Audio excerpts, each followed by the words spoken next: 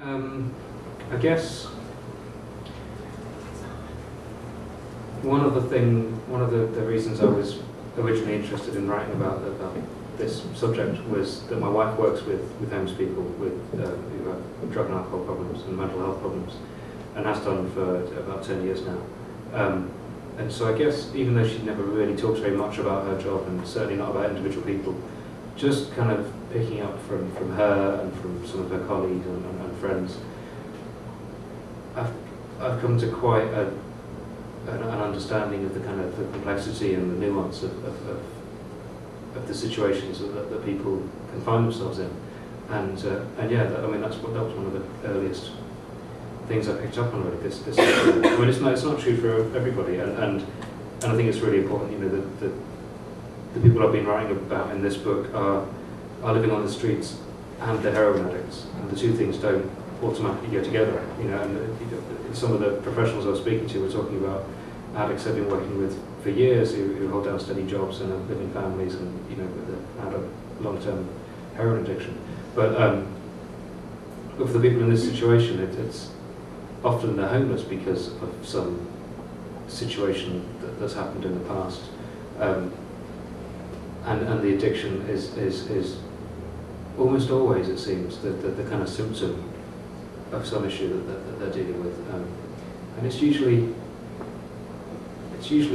to do with having been let down by people, either having been let down by their parents, or let down by the people who were supposed to be caring for them, or let down by the state. You know, I mean, it's certainly in the UK, a massive percentage of people living on the streets have come out of the care system, or they've come out of prison, or they've come out of the military. You know, the kind of institutions that should have helped them adjust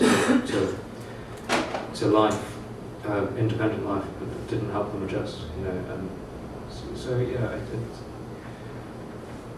yeah, it wasn't something that somebody came out and told me, but yeah, it seems to be quite an accepted truth. Not obviously, it's not always true. You know, some people become addicts because they start using something, they find out it's nice, and then they find out they can't stop, and it's as simple as that. But yeah, it seems to be the case with these characters. Did you have to ever resist the temptation to sort of psychologize them too much, and have a sort of neat kind of psychological explanation for each person's kind of yeah, drifting into that area of addiction? Because I mean, there are at least as many neat psychological explanations as there are characters in this book.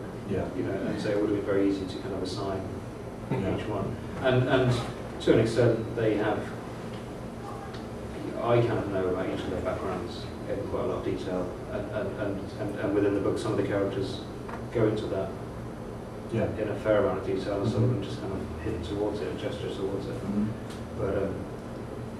But also, I was trying to be fairly clear about the kind of the fact that people are also making their own choices. You know, people are not victims, exclusively victims. And people have made, especially the main character, you know, Robert, the guy who's found dead at the beginning. He essentially drinks himself to death over 15, 20 years, and there's a lot of choice involved in that. You know, and so I wanted to be quite clear about that. You know, not just make people completely victims. Sort of victims, yeah.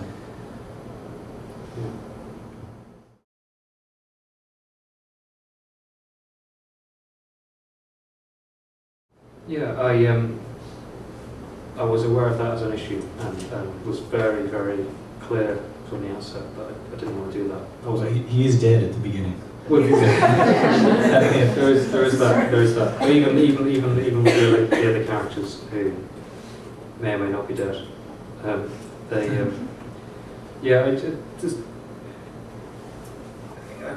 kind of bored of redemption in fiction. It seems to be everywhere, and I don't really understand.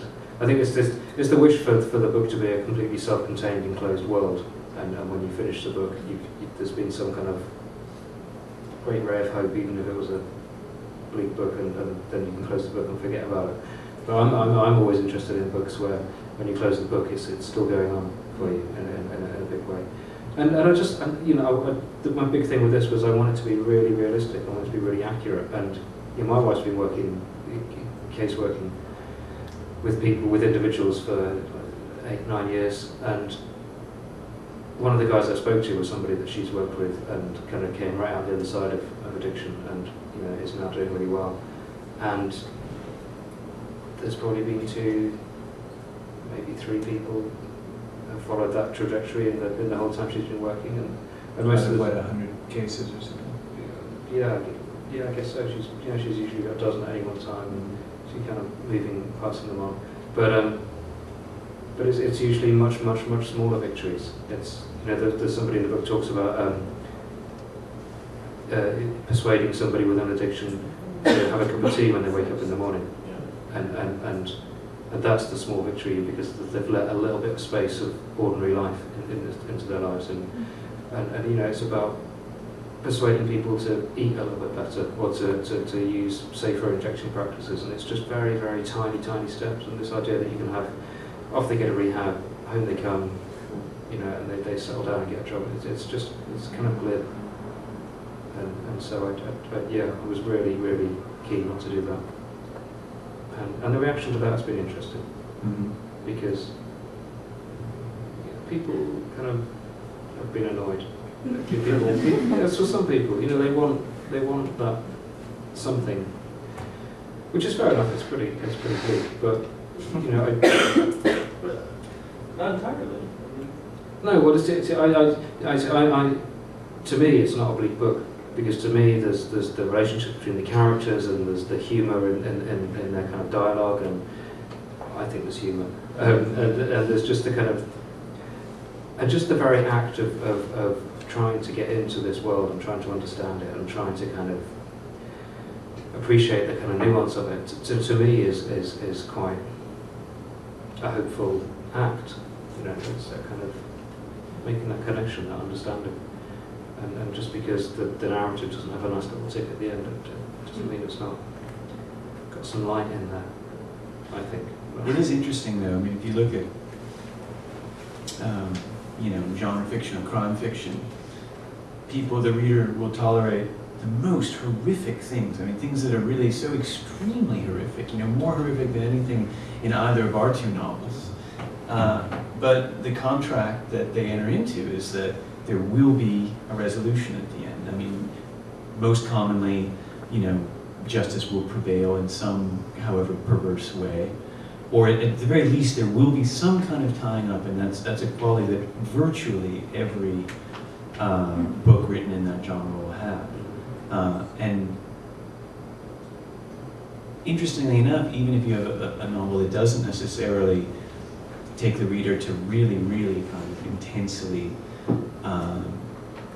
violent and disgusting places, you're much more likely to irritate a reader by not tidying up at the end of the book or offering clear closure than you will by any individual section of the book, no matter how graphic it might be.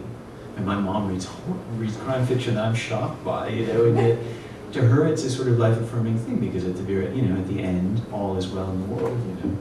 Yeah, that's interesting. And it's a very different contract that people enter into with that type of fiction as readers. I guess it is a contract. I mean, that's the definition of genre fiction, isn't it? That Yeah, I mean, there are rules you have to apply. You have something specific you're going for. I mean, not to avoid the temptation of likening it to narcotics dependency. You know, you have something. I'm gonna get. Even the great writers like James Elroy, you know, you still.